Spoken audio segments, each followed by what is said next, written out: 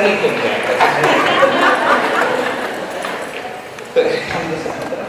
Thank you so very much. And I sincerely appreciate the welcome from who I believe might be the 2014 National Teacher.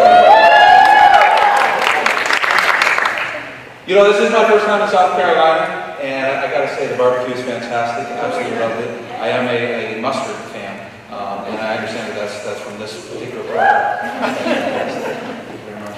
Can we get the president? So, I'm from Zillah, Washington. What does that mean? Well, Zillah is a nice, tiny little town in the south central part of Washington State. And when I say that, people say, oh, okay, I know Washington State. That's like Seattle, and you get rain all the time, and you have Starbucks, right? That's what you do, you got Microsoft. Yeah, well, I'm from the desert in Washington. And not many people realize that there actually is a desert in Washington State. So if you look at the map of Washington, there it is, and you zoom down, see the brown? That's not right. So you zoom into the south central part, and you get way down in, and there's an aerial view of my town. And the most prominent feature that you see there is this little snake-looking thing above. That's an irrigation canal. That's how big our town is. So we have about 2,000 people in our town. My high school is about 400 students, 9 through 12. That means we only have about 1,200 students in our entire district. We drive about 25 miles to the north to go see movies. We do have indoor plumbing, which is fantastic. So we're a very rural area, a very rural agricultural community. So that's a pretty easy thing to tell people and to say, that's where I'm from. And it doesn't take very long to answer that.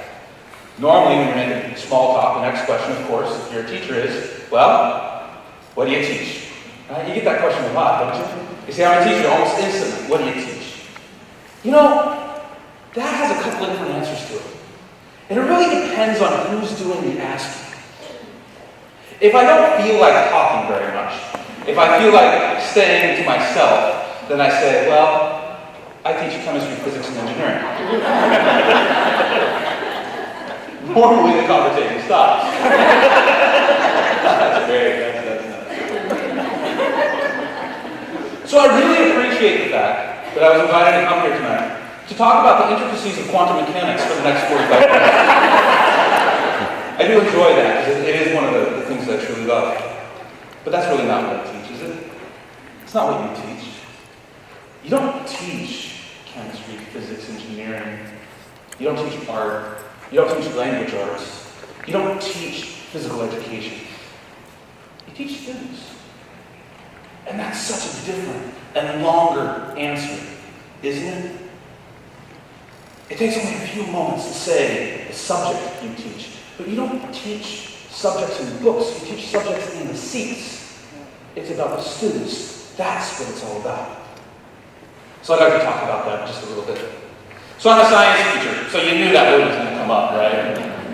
I mean, you knew that I was going to have to throw out STEM. If you've been under a hole, or I'm under a rock, under a hole, can you be under a hole?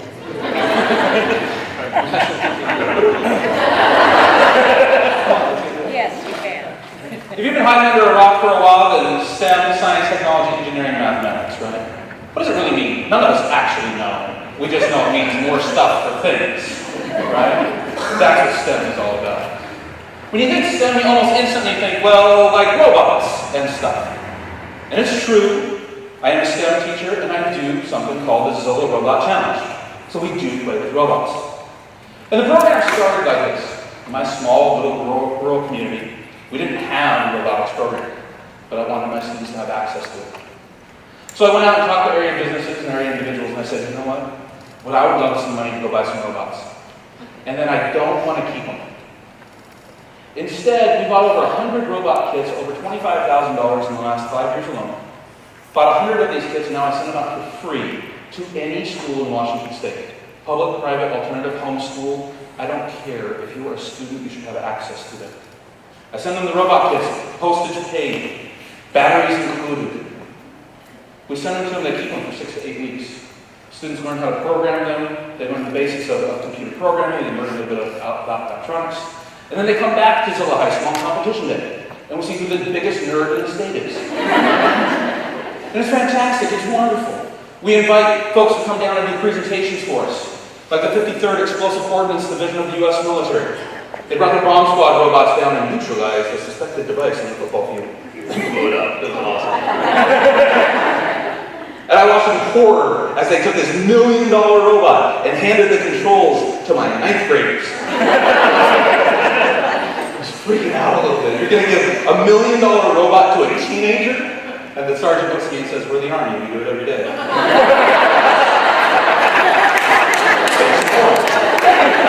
know what blew me away about some of those robots? The one that you see here has an old school control panel on it. The gal up there, one of our students, is operating it. The newer ones, you know what they use? Xbox controller. I kid you not. Why? Because our kids are already programmed. They already understand it. That's horrible for us as parents. "Mom, Dad, I'm just practicing for my career." It's true. So everybody always wants to hear about the robots. They want to know about the Zilla Robot Challenge. "Oh, these robots are great, they're fantastic." Would you do me a favor? Would you stop looking at the robot and see something far more important in the picture? Look at their faces. Look at the attention that they're giving. Look at the inquisitive power of their minds. Look at the detail that they're trying to get out of that device. You see confidence. You see students who are realizing that they have the ability to succeed in robotics and computer engineering and things that they once thought were impossible. I don't teach robots, I teach students. I teach something very, very different. I teach young men and young women to have confidence in themselves and their abilities and to remove the barriers of their potential. Because we're crying out loud, if I can come where I came from and be a teacher, anything's possible. And I think some of you would feel the same way. All you gotta do is give students an opportunity. You gotta give them a chance. You see, I don't teach chemistry, physics, engineering, and architecture. I teach confidence. That's what it's all about. You see, I had a problem as a young child. I was slightly arrogant, just a little bit. I thought that I could and be and do anything I wanted to. Shouldn't we all? Shouldn't we all feel that way? Shouldn't we all feel that we can do anything? That's what I want my students to learn. I can actually kind of care less. I won't tell them this. I can actually kind of care less if they remember Schrodinger's equations, if they remember what the fourth principal quantum number is. That's not really what it's all about. I want them to remember about themselves and their own abilities. So I look back at the class of 2005. I just finished my 12th year teaching. And I look back at 2005 for a couple of reasons. One, they're older now. I've gone to a lot of their weddings. Crazily, I've seen some of their babies. They're not that old. It's not possible. And I look back at that picture and I see the face of 2 pharmacists. I see the face of several nurses. I see the face of a wonderful beautician who cuts my hair. I see the faces of students who believe in themselves, believe in their abilities, and became us. You see, it's this really strange thing. Students graduate and become adults and teach right along with you. I know this, we need to focus on the whole child. We need to focus on all of their abilities and all of their interests. Because who am I to say that you have to be the next generation of scientists? That's not my job. My job is to help create the next generation. It's a very different thing. So please make sure that as you're going out and advocating for your area, whether that is science or art or history or whatever subject area it is, that you're advocating for the whole child. And you remember that there are some other subjects out there. I was also formerly the assistant baseball coach. Did that for 5 years until something came along. His name was Andrew. When Andrew was born, I had to give up something. You know, in baseball, there's an awful lot of courage, too. And baseball is one of the few sports where you fail 70% of the time, and you're a 300 hitter. Do you know how hard it is for a high school teenager to go up there and strike out time and time and time again? I did it constantly throughout my career. It's hard to go out there. It's hard to go back out in the left field and stand there and think about it for the next hour before getting back up to the plate. That's what we teach. We teach students to have courage and have faith in their own abilities. I teach students about legacy as well. You see, who was the best graduating class ever? Ready, fill in your ear. Mine was 1996. I know for some of you that seems like a long time ago, and for others it was yesterday. The class of 1996 was the best ever. And so is the class of 2014, and 15, and 16, and 2025, when my son will graduate, maybe. Don't say that. You've got to remember that we're part of a legacy. The people that came before us are important, and there are lessons to be learned there. So, of course, in my role, I'm also the yearbook advisor. Makes perfect sense, doesn't it? So we went back to the yearbooks all the way back to 1919, our very first yearbook. And we scanned every single page electronically. Grabbed them all and we posted them up online. zhsowego.com. Owego is a contraction for on we go. It was a chant they had in 1919. Our yearbook's been named that ever since. And we scanned every single page, posted it online for you to look at. And if you look back at Zilla High School back in 1919, and you can see what the building looked like. And if you have a really great vision, I don't. If you have really great vision, you would read in there how wonderful the new facility was because it has both hot and cold showers. Not a hot and cold shower, but a hot shower and a cold shower. Not sure why you would choose one over the other, but whatever. And they bragged about how expensive the building was because it cost $30,000 to build. And how much money that was. Which scares me because that's about what a car costs right now. So that means that this facility, the price paid for this is what a car is going to cost us in about 60 years. So you go back and you look at the pictures. That's the graduating class of 1919. I noticed two things from that photo. One, they're way better than this. Much older. But two, you can still see hope. You can still see dreams in their eyes. The issues, the hormones, the thoughts that they have are the same as our current students. Granted, social media wasn't quite the same. Notes and lockers replaced by Twitter. But it's the same. Our students might be differently dressed, but they are the same from one year to the next. An unfortunate byproduct is that I graduated from Zilla High School. We scanned every single page, and now my picture is available on the internet. I don't know why I'm wearing a brown leather vest.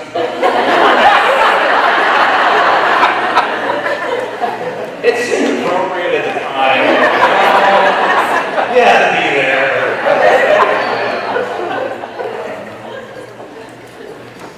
I teach about citizenship. You see, when you get to the end of the day, what are we trying to create? We're trying to create citizens. We're trying to create our neighbors. We're trying to create people who we want to live next door to us. So you have to teach about citizenship as well. So in my spare time, I'm also the ASB advisor, or the Associated Student Body advisor. And sometimes it's important to remind students that they do need to go out and paint that fence. Just like Mr. Miyagi said in Karate Kid. For those of you that are old enough to remember Karate Kid. The first one, not the Will Smith. You see, sometimes going out and doing a little bit of community service is a good thing. You know, how many of you have students who have great ideas for somebody else to do? Wouldn't it be great if somebody else did this? It would be great, and you should do it. That's what we need to impress upon our students. Within citizenship, you've got to look at the whole school and the whole community. This picture is actually a little bit misleading. That's not Zilla High School. We had to bring up the middle school to fill in the gym.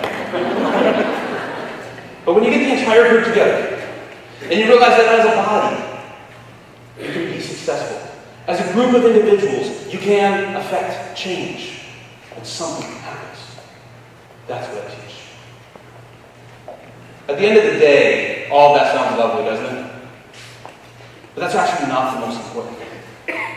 The most important thing that I teach is how to overcome obstacles. You see, for every single one of these issues that we've talked about, for every single one of these, there are barriers for students. Boy, my school sounds like rainbows and ponies, doesn't it? Man, you must have the best funding, and you just got support everywhere, and people love teachers, you get paid $110,000 a year. Not quite. There are obstacles, they are great, they are many, and they need to be overcome. And we have to show our students how to do that. You see, at Zilla, we have a few issues. Just over 50% of our students qualify for free and reduced lunch. We're a minority-majority high school. We're a minority-majority community. I'm not exactly sure how that works when the minority is a majority. Maybe not really majority now, but whatever. You see, the problem with that is that some people see that as a barrier. And that's the problem. The problem is they see being a minority as a barrier. That's not what it's about. I teach in a rural agricultural community, so there's no way that the teachers can be as good as the teachers from those big communities. There's no way that the schools could possibly compete with places like Seattle. That's a barrier that needs to be overcome. In Washington State, my school is the 9th lowest funded district in the state. There are 292 schools. If you sort them by the amount of money that they receive per pupil, we are 9th from the bottom. Washington State, by the way, ranks number 42 in the nation in per pupil funding. To make us average funding-wise, we would receive approximately $2.5 million more in our school district than we do now. We have an operating budget of around $10 million, which means basically we'd add about a fourth of our funding. What would your schools do with about a fourth more funding for your schools? Now, Washington State is down around 42. You make us average for the nation, you got about another $2.5 million. In other words, you would increase our funding by 50% to make us average across the United States. That's a barrier that needs to be overcome. Don't get me wrong, I'm not going to ask you to pass a hat. I'm not going to ask you for money. That's not the point. Because these barriers can be overcome, and it's not just the money that does it. You see, in Zillow, we have a little bit different story. These are the issues, but the outcomes are a little bit different. We have a 96.8% graduation rate. That's a 4-year, on-time graduation rate, and it's been above 95% for the last 5 years straight. It's not an anomaly. It's not a blip on the radar. You see, you can have success no matter what those barriers are. You've got to look at the barriers and figure out ways to get around them. There are ways around each and every one of the rules. When somebody tells you no, tell them why their no is stupid. I'm serious. When somebody tells you no, whether it's an administrator, a parent, a coworker, whoever it is, when they say, oh no, we can't do that, why? One of the first things that you need to be aware of is they say something like, oh, well, that's in the law. Tell me which one. Tell me which paragraph of the law you saw that. Oh, well, it's in there somewhere. Good, that means you're not really telling me the truth right now. There are ways around these problems. Make sure that you're aware of that. We offer 69 college credits on our high school campus. Without leaving our high school building, our students can earn 69 credits before going on to college. Most of those are at no cost to the student. In my classes alone, students can earn 24 college credits. Every single class I teach counts for college credit. Oh, so you only teach the smart kids? Nope, all of them. All students are eligible for my classes, 9 through 12. I want every single one. I have students in special education programs. I have students on 504 plans. Students who traditionally may not have succeeded in other classrooms. You know my secret? I don't read their IEPs until after the first week. Because I want to have an impression of them first. Now, I don't know if that's a good policy within your district. You got to follow your district. Don't get in trouble. But I look at my students first. And I see them for their abilities, and see them for the challenges that they have, and then we work around the challenges.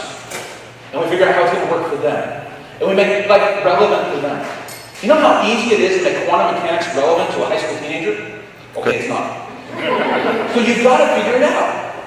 You've got to make them realize that these things in our pockets, these things here, that have more computing power in them than all the Allied forces in World War II combined, is only made possible by quantum mechanics. And you make them realize that quantum mechanics may make this device even smaller than the Google glasses that maybe you've seen. Pretty soon they're just going to be chip implants in the back of our brains. Right, wrong, or different. They're going to be there. Every single one of our seniors last year passed their state test or equivalent. Every single one of them. Now, if they didn't pass the state test, I say equivalent, just because in our state you can pass the ACT or the SAT at a qualifying score, so if you're trying to figure out how I'm working around it, that's how. See, every single student can and will be successful if they're put in the right scenario and the right system. And it's our jobs to do that. So there are opportunities for change. Boy, this guy is full of rainbows and ponies. Boy, this guy is just, everything is wonderful. No, it's not all wonderful. And that's why we're here. We're here to ensure that the next generation that is growing up is ready to face challenges that we don't even know about yet. that they're ready to change to a different economy and a different worldview. There are opportunities for change and they are many.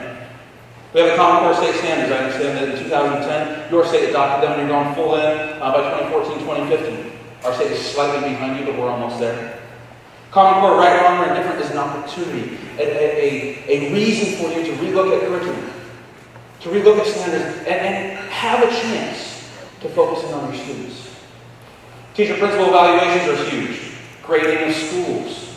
We hear about that in the news and the media all the time. We have compensation, or the lack thereof, and retirement maybe, if we're lucky enough. These issues are huge and they are real, and they are facing us each and every day.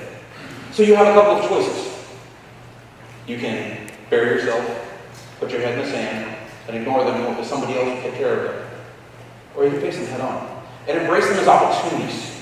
Opportunity for your voice to be heard. No matter where you lie on this spectrum, no matter what opinions and ideas you have opinions and ideas. And you need to share them, no matter what that is. So these opportunities for change are huge. So how do you do that? Where's your focus? Your focus always should be on your students. Everything else is secondary.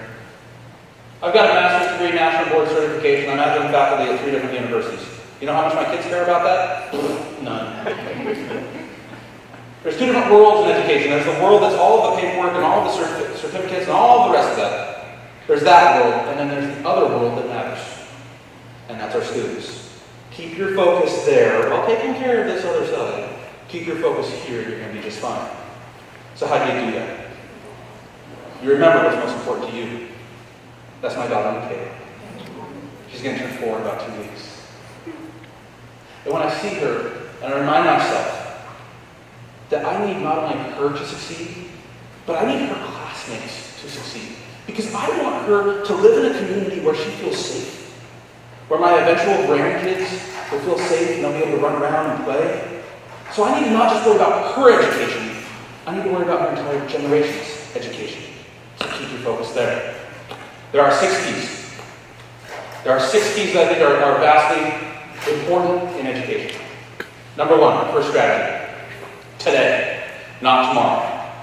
Today is the most important day in the lives of my children and the lives of my colleagues and my coworkers. I'm going to meet every single student in the eye. It's amazing what happens when you look at somebody in the eye. We all have stories. We all did something this morning that made us a little bit mad, and something didn't go right on the way here, and something else went wrong. And we all have stories. And our student stories sometimes will shock you.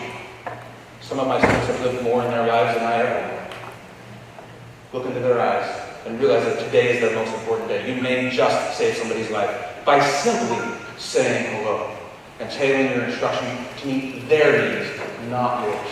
Today is the most important day. 2, do not allow failure. My classes are incredibly hard. Just straight up. They're really tough. On average, only a handful of kids will earn an A. And on average, only 1 or 2 an entire semester fail. So what does that mean? So he's really good at giving C's. No. The idea is that the curriculum is challenging, that we push our students as far as we possibly can, and then back up just a little bit. You've got to look at the size, and you've got to be ready and be able to recognize. When I look at Leanne, Leanne's a very emotional young lady. And in physics, she got very frustrated very quickly. And I had to be able to look at her in an instant and say, Leanne, you know what? Go get a drink. I mean water. Most of the time. Leanne, go get a drink. You just need to decompress for a minute. You need to stop. You need to take a pause. Because you can't learn frustrated. You ever tried to learn while you're angry? It just doesn't happen. Go to a staff meeting sometime and try to learn while you're angry. It doesn't happen. So you got to be ready for that. Simply stated, do not allow failure. Bombard your students with so much energy, so much enthusiasm, and so much support that they have no choice but to learn it. Actually make it easier for them to just do the work and learn it rather than trying to skate by. Simply stated, do not allow failure. All students are yours. Every one of them. You'll realize this when you're sitting in airports and a student or a kid is misbehaving and you turn and correct them. The parents are sitting right back staring at you. What? All students are yours. Yes, we teach in public schools, we teach in charter schools, we teach in private schools, we teach in alternative schools. Every single one of them are yours. Because you don't know which one's going to be your neighbor. Every single one of them is yours. When you see a student and you're walking down the hallway, even if they're not in your classes, if they are having issues, if they're having struggles, you stop and take the time. There is no paperwork that is more important. I don't care if the bell is ringing and you got 20 students right there. If you got a student here who's having an issue, you stop. Now you make sure that somebody else can go watch your class, blah, blah, blah, blah, blah. But you stop. And you give that student the attention they need. Every single student is yours. And you find solutions. How many of you already in your careers have the, well, let's just put it nicely and call them the complainers. Oh, it's the parents' fault. If the parents would just do this and that. Okay, good. So what are you doing to help that parent? Find solutions. Quit looking for excuses. How many of you work with, maybe not raise your hand. You work with, they're sitting right next to me. You work with folks that look for excuses first instead of solutions, right? Look for those solutions first. Figure out ways to solve the problem. When you see something wrong, come up with a crazy idea. One of my favorite stories from engineering is they asked this company to redesign a shopping cart to make sure that children would stay in the shopping cart better. And one of the ideas they came up with was, well, we'll put this piece of Velcro in the bottom of the seat, and then we'll give out Velcro pants to parents. Brilliant. Now, it's maybe not the best solution, but at least it got the conversation started. If we can at least get the conversation started, we will find solutions to our problems.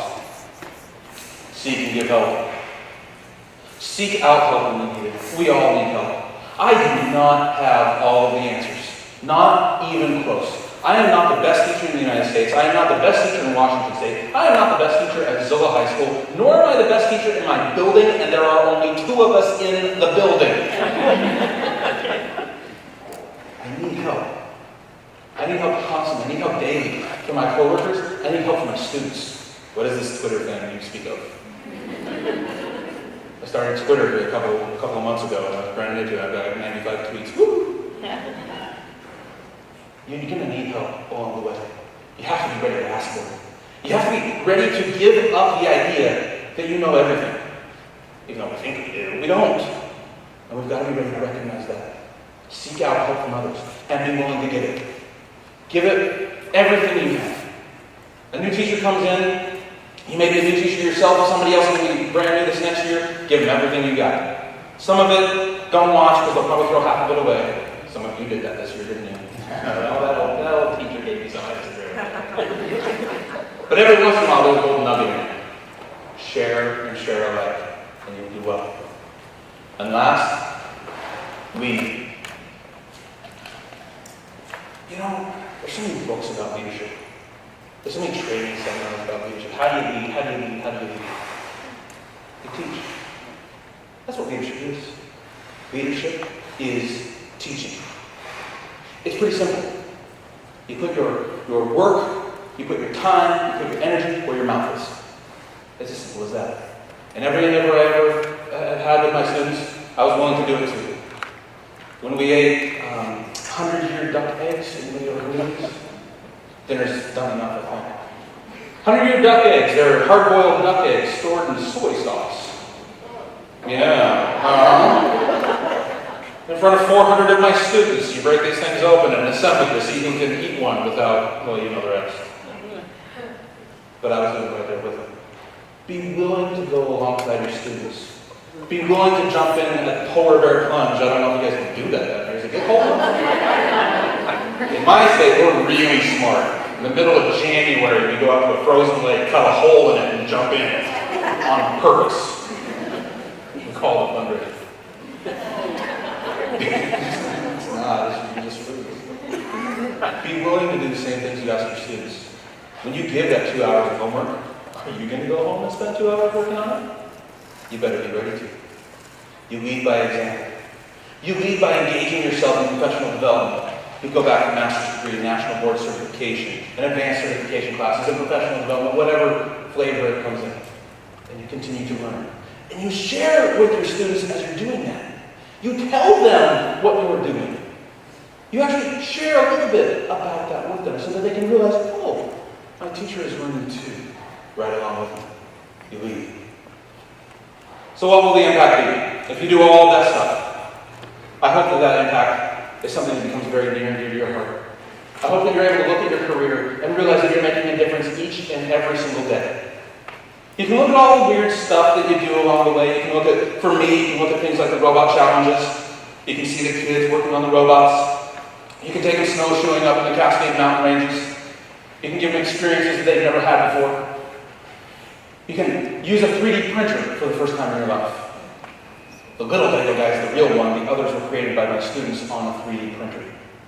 A 3D printer works kind of like this. Take a hot glue gun, make a circle. Raise your hand a little bit, make another circle. Raise your hand a little bit, make another circle. Eventually you have a cylinder of hot glue. Same idea, that it's out of plastic to the 10th of a millimeter. Same exact thing. I can look at these and I can say, boy, isn't that cool, this neat little gadget?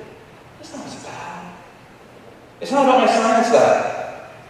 Because that's not even a picture of my science lab. It looks like my science lab. Anybody knows that's a computer rendering made by one of my architecture students that was drafted and drawn on a computer from scratch. And it does look like my lab without all the junk in it and all the other things and the stains on the counter and everything else. You see, I can point to all this really cool technology and I can point to all these really cool programs. But at the end of the day, if the students didn't learn anything, if the students didn't come out changed, then I've really done nothing. All the rest of this is just vehicles to make confidence happen. That's what we do. So I asked one last time, what do we teach?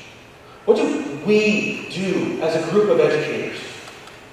We do something pretty dramatic and pretty amazing if you really stop and think about it. We teach to students of all backgrounds, absolutely all backgrounds, of absolutely all abilities, to be successful no matter the circumstances. I want you to think about that and really reflect on that for a little bit. We teach to all students of all backgrounds and all abilities to be successful no matter the circumstances. How beautiful is that? That's what we teach. So the next time you're sitting on an airplane, or in a car, waiting in line at Starbucks, oh, you're a teacher, what do you teach? You got a couple choices now, don't you? If you want to have that longer conversation, that more meaningful conversation, really give them a real answer. Because at the end of the day, I am not alone. I am nothing special. To be totally honest with you. There are 3.2 million public education teachers in the United States. I am not the greatest one. I am one of many, many teachers out there. Some of you are better teachers than I am. You're doing things that what I put up here, it makes this look amateur by comparison. Please remember that. Please remember the power that you have.